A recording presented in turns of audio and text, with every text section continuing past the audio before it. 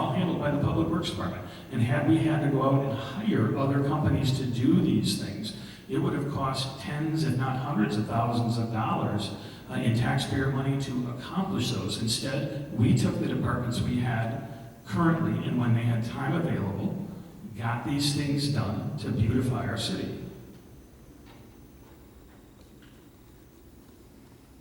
Thank you. Starting with Mike, what do you feel are the biggest issues facing the city of Tomah? You know, the more I think about it, and I actually just had somebody reach out to me earlier today, you know, about what's going to happen with the buildings and the fires downtown. And, you know, we live in a very difficult society right now, and I get it, I'm guilty of it, that, you know, there's this level of immediacy that we want, and online shopping is a lot easier, and brick and mortar is, you know, I've got to actually go out and drive in the car and get to this, and brick and mortar, you know, is a struggling entity right now. And then with the fire, you know, horrific fire displacing families, renters, and displacing businesses, you know, that just adds to another vacancy that I think as a city, we're really going to have to delve into, and we're going to have to look deeper into about how to beautify the downtown area and refurbish it. But also the fact of, you know, low-income housing. You know, affordable housing. I guess the word is affordable. I just spent the weekend with my daughter in Chicago, and one of the conversations we had was about what rent was like down there. And I'm going to tell you, she's renting a 3-bedroom apartment in Chicago, and she's paying $1,800 a month down by Lincoln, or down in a nice area of town. And we have 1-bedrooms in Tomah renting for $1,100. Not much different, and I think that's one of the things that we have to look into, is finding more ways to get affordable housing. Thank you. Paul, what do you feel are the biggest issues facing the city of Tomah? Well, affordable housing is one, but I see infrastructure within our city that has been deteriorating over the years. Roads, streets, our street on West Veteran Street, everybody knows it's the most horrible road in town. Finally going to get something done with it. But infrastructure, utilizing the things that we already have in this city, I think that took a little drive with BJ Rice the other day, and he was showing me where all of the land was that housing was to be built on, and it's all used.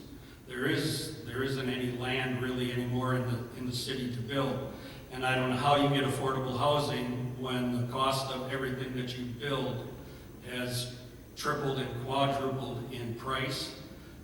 Our building went from 1.3 million to 2.7 just because of COVID, and it's not seeing any relaxation in the prices that building materials cost. So I don't know what the answer is as far as affordable housing is, but I can tell you this, the people that invest the money into these structures, they are the ones that are having to recoup that. Paul, what are the factors that help you decide to locate your business in the city of Tomah? Well, like I said, I'm a Tomah guy. So when we moved here and I started working here within the city, either as a bus driver or a milk truck driver, this is where we decided to call home. And the business part of it just kind of happened when we bought out Wilbur Jenkins. So we could have moved out before we built the facility on 802, but as long as I felt that we could work with the city in obtaining a conditional use permit for the property, which we did, and we just decided to build here because Tomah is our home, and Tomah is what I want to promote. So I think that if once people come to Tomah they just necessarily just fall in love with the city because of the fact that it is a good city. They're good people here. We have a lot of good and great things that the city provides. So I just feel that that's why we decided to build here and do our business here. Thank you. Mike, what are the factors that helped you decide to locate your business in the city of Tomah? Well, I'm a lifelong resident of the city.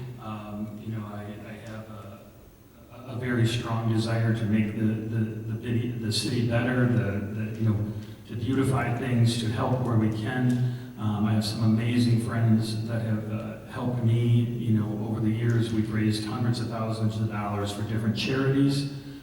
Special needs is very near and dear to me. And because of that is my friends, it's the city of Tomah, it's the people that really, you know, wanting to give back in numerous different ways. Putting the business in downtown Tomah was iconic. You know, it was the old TV building. You know, Ed Thompson, there was nobody larger than life than Ed Thompson, and having, you know, a restaurant in that same location was a wonderful opportunity. Again, as we're seeing with what happened with the downtown fires, the city of Tomah steps up. When the Peking fire occurred, my daughter happened to be in town. She's lived in Chicago for the last 6 years. She happened to be in town, and she commented she was amazed how the fire had been going for about an hour, and yet the citizens of Tomah were bringing clothing, they were bringing food, they were bringing. She said that would never happen in Chicago. She said, this is the beauty of a small town, and that's why I built a business here, is because I love this town. Mike, what do you think are some of the more positive aspects of Tomah that we can promote? Well, right now, you know, we have the new ball diamonds that are going in. You know, what a wonderful thing that's going to be on the north end of Tomah. You're going to have 6 ball diamonds within a mile of each other, which means we're going to have more tournaments and programs, which is going to draw people to the hotels and the shopping. And it is you know, we have a fantastic school system that is always looking to how can they make things better. You know, again, being the mayor, you know, it's like you're going to be liked in half your decision, not liked in the other half. And with the school district, it's the same way. You know, some of the decisions they make are not hugely popular, but yet they make the decision. And they're striving now to make a better school system to draw more people to the city of Tomah. And again, I will still go back and touch on it always resounds with me, the expansions to Toro and to Cardinal. When you look at any business that wants to look at Tomah, they are perfect examples of why you want to build your business in Tomah, because other businesses not only built here, but they continue to expand here because of the people that exist in this community. Paul, what do you think are some of the more positive aspects of Tomah that we can promote? Well, we live in a very special place. We have a highway system that we can go north, we can go west, we can go south, east. We have the opportunity to grow, and it's a perfect place for businesses to come because of the interstate system where it's located. We have some of the best parks and recs that you can ever want to have in a city. We have NASA Squirrel Fest in the park out here, and it's overwhelming how the people come. But I think that with the ability to garner businesses to come here, I think that we are in a perfect position. The people that do come here always comment, like Mike says, what a great place. People are so friendly. It's a welcoming community, and I think that if everyone really takes the time and stop and listen sometimes, you'll see that, you'll hear that from a lot of people. So Tomah has so much to offer, much more than we can even discuss here tonight. So the possibilities are endless. Okay, so now we're going to break and go into the questions from the audience, and we'll put out another call for any questions from the audience. Does anybody have a question that they have written down, or would they like a note card from Tina? I don't see any hands. We got about 18 minutes, so we'll shove a couple of these in here. I am going to comment that there are a couple of questions that were submitted that were specific toward one candidate or the other. So either I have to try to generalize that question to both candidates, or we won't be able to ask the question. So I apologize if we don't get to a specific question that was submitted. Let's see here. So this goes to Paul first. Okay. There have been numerous fires in the downtown area the past handful of years. What, if anything, can we do to prevent those fires from happening so often? Well, I think the first thing that we probably should be looking at is fire inspectors going into the buildings and actually really going through the buildings for finding some faults or hazards that are there that could cause these fires. Accidents happen, things happen. That's a tough call. I don't know really what we could do any more than that, than to just have the building inspectors be a little more thorough in their job. And I'm not saying they're not. I'm just saying that maybe we need to start looking a little harder. Anytime there's a fire, it's a tragedy. Fire is no one's friend. It's the one thing in the world that we have no control over, really. When it starts, and sometimes it's a small one, sometimes it's devastating what happened in downtown Tomah. So with the 3 buildings that are going to have to be raised. So I think that a little more diligence maybe on the departments and to inspect the buildings a little closer. Thank you. Mike, there have been numerous fires in the downtown area the past handful of years. What, if anything, can we do to prevent those fires from happening so often? Well, we've got to remember that the fire department does over 1,000 inspections a year. And these numerous, the downtown fires, the vast majority of them have originated in the apartment complex or the apartment aspect of it. The fire department is not allowed to go into those areas to inspect. It's important to remember that. Just the same way that they're not allowed to come into your house to do it. If you were renting an apartment, they can walk the hallways of an apartment building. They are not allowed to go into individual apartments. Again, as a city, they do an amazing job. Our fire department does an amazing job of educating people about the fire safety. We also have to remember that anybody that's been in an old building or seen the wiring that's been done in years past, where there's black electrical tape holding wires together. I had that in my house. I live up by the swimming pool, and I went to replace outlets, and there's wires that are how my house didn't burn down is beyond me. The other thing about fire inspections is that when we talk about wiring in old buildings, you're not going to be able to rip the sheetrock off and look at the way things are wired behind. They can get up and they can look up in the rafters and get as good a view as they possibly can. But I will give a shout out to our fire inspectors, because again, in 1,000 inspections a year that they get very little money for, they do an amazing job. But keep in mind, they cannot go into an apartment area. That's where most of them are originating. Okay, Mike, here's a question. I'm phrasing this, I have to generalize. Are you familiar with Wisconsin State Statute 6211? What is a quorum and who can vote? Please explain your understanding of the state law. Can you repeat that? Certainly. Are you familiar with Wisconsin State Statute 6211? What is a quorum and who can vote? Summarizing the statute. Please explain your understanding of the law. Form 6211. I mean, I'm the mayor of the city. I'm not a legislative person. I don't have laws memorized as to the city of Tomah, or as to the state of Wisconsin.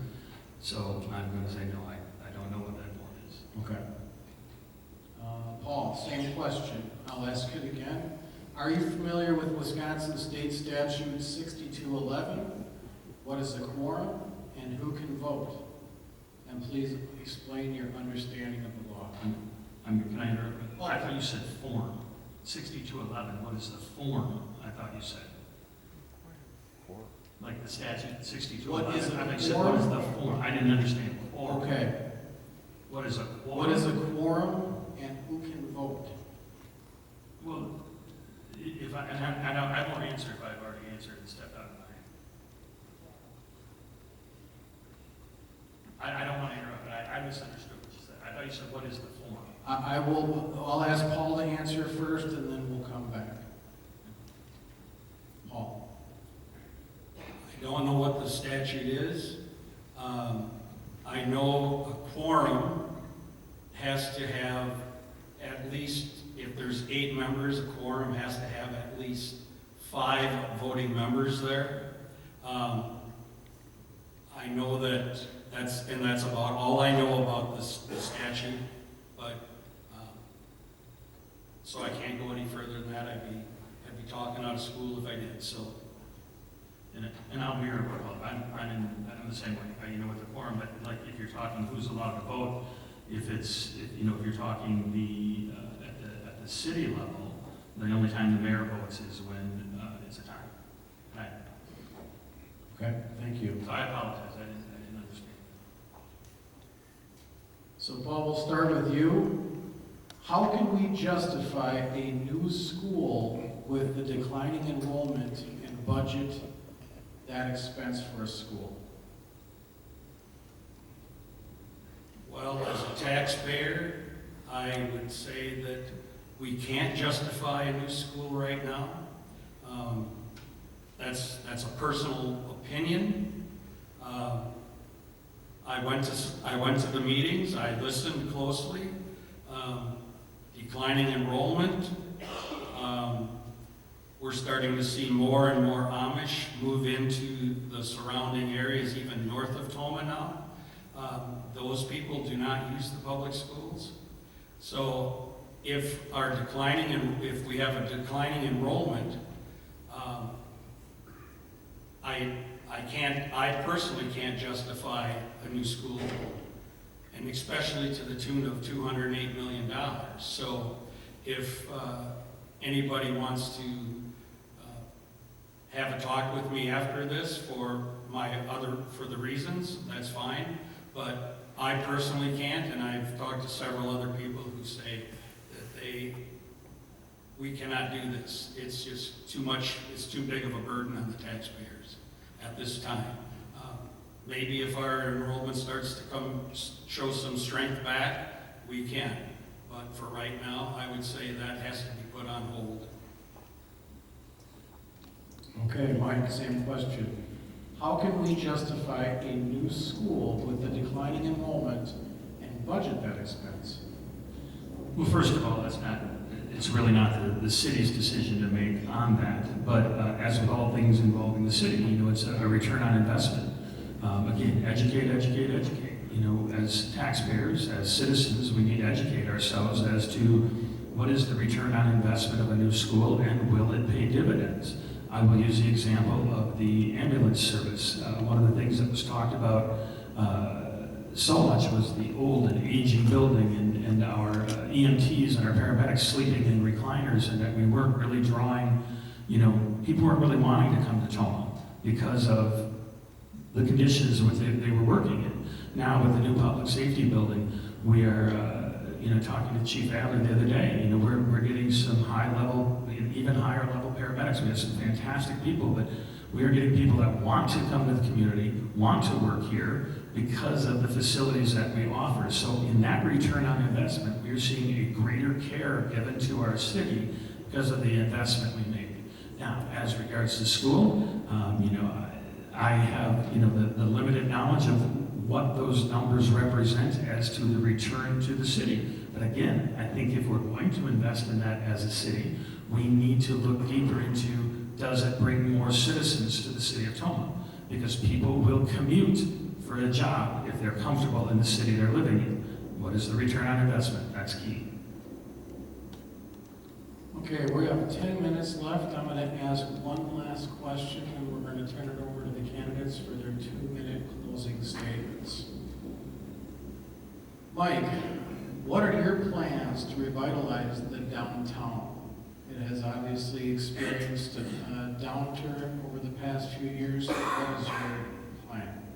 Well, the plan to revitalize downtown is, again, it's, this is why we've hired a consultative firm. This is part of the money that we've saved with the city administrator. This consultative firm is constantly helping us in determining things that might be viable for the downtown area. The TIDs, we talked about earlier, getting people to utilize. One thing you got to remember about a TID is you have to fill out the paperwork properly.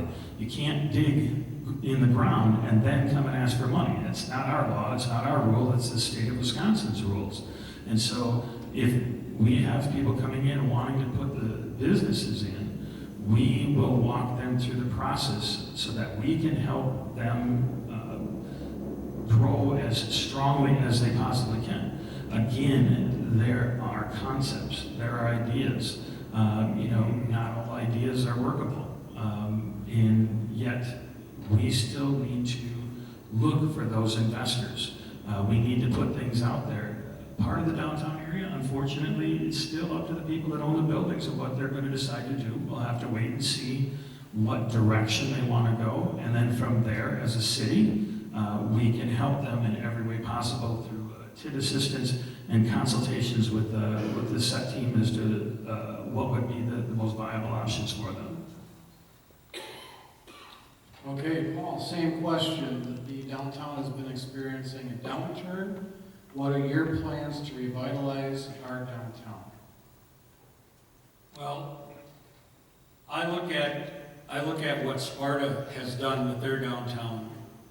They put together a group of people, citizens, who met with the city council and the mayor, and they brainstormed and came up with all kinds of unique and positive things, and they actually promote their downtown district.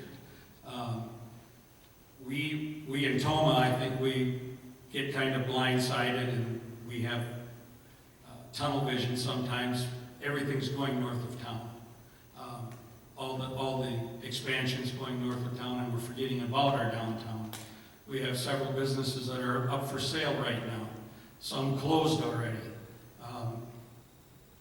Those businesses were all viable at one time and could be yet, but I think we need to mirror what Sparta has done with their downtown so that we can revitalize it in the right way, help them put new storefronts on their buildings. Just do the legwork, do the hard work, and just get it done. Okay. So now it's time for the closing statements. I had you guys flip-flop at the beginning. I apologize. That was on me, not on Tina. So Paul, since you spoke first, Mike, you're going to speak first with your 2-minute closing statement. Then Paul, you'll have 2 minutes to close, and then we will wrap. Well, I just, first of all, thank you. Absolutely great turnout tonight. It's important that, as a city, we have people understanding who it is that will be helping run the city, per se, and having this kind of turnout for people to hear both sides and everybody's perspective is fantastic. Thank you to everybody here that's helped out. The big thing is a lot of things have been discussed tonight, but the one thing you're never going to walk away from after tonight is thinking that the city of Tomah is not growing, because it is. Businesses continue to open in the city. We have, again, the hotels. We've had, restaurants open. We've had, and yes, are some businesses closing? Yes, attrition happens in every city, but expansion and growth is continuing to occur. There are people that contact the city, but for privacy reasons, we're not able to talk about those things out in the open.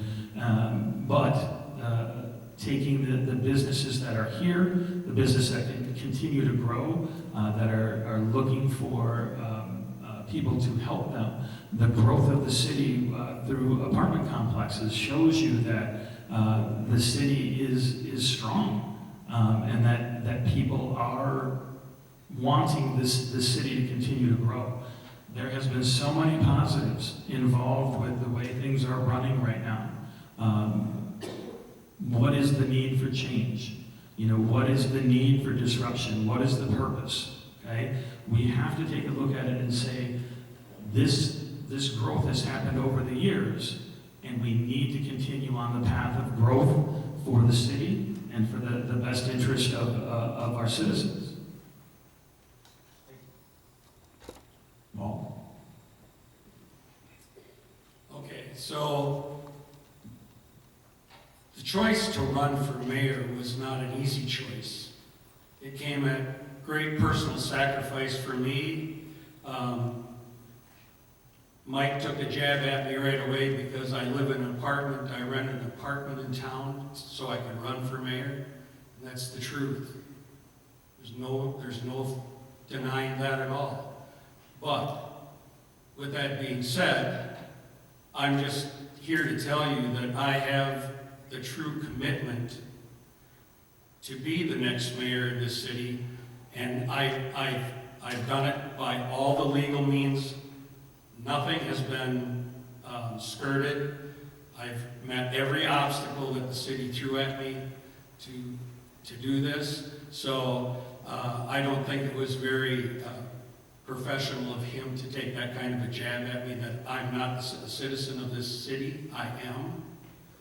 I'm a huge taxpayer in this city. I take offense to some of the things that he alludes to. I think that this is the kind of thing that we see out of City Hall too much. And I believe that this is one of the main reasons why I chose to be a candidate for mayor. Because I want people to know what's happening in this city. I want them to be involved. I realize the city will grow with anybody who becomes the mayor, because the mayor isn't really the one that promotes or makes the growth decisions. But the transparency of this whole city needs a lot of work. So my choice to move into town came at great personal sacrifice. I had to leave my wife of 43 years and live in town. Okay, well, that concludes our forum for this evening. I would like to thank both of the candidates, Mike Murray and Paul Dwyer, for coming tonight. Let's give them a round of applause, please.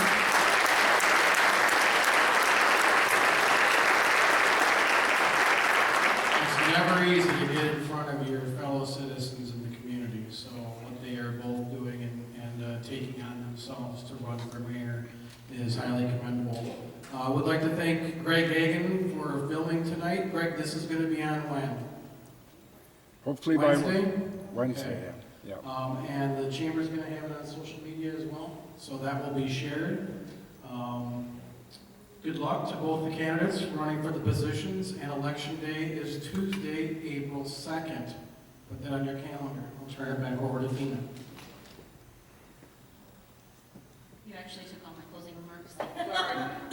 Just want to thank all the candidates for being here. Thank you to the media for being here. Greg, thank you for filming. We will get that on our social media as soon as you post it. Thank you to the Tomah Area School District for setting up the room and making the space available for us.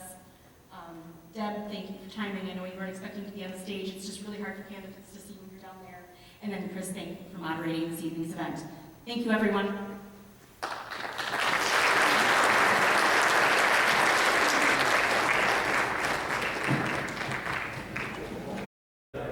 Well, as you can see, things have cleared out here pretty much at the Tomah Senior High School. You've been watching the Tomah Mayoral Candidates Forum on Monday, March 25th, with Tomah Mayor Mike Murray and challenger Paul Dwyer.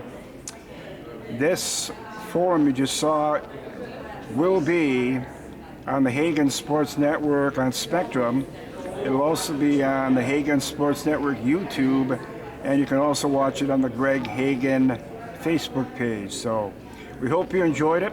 Get out and vote on Tuesday, April 2nd. Have a great day.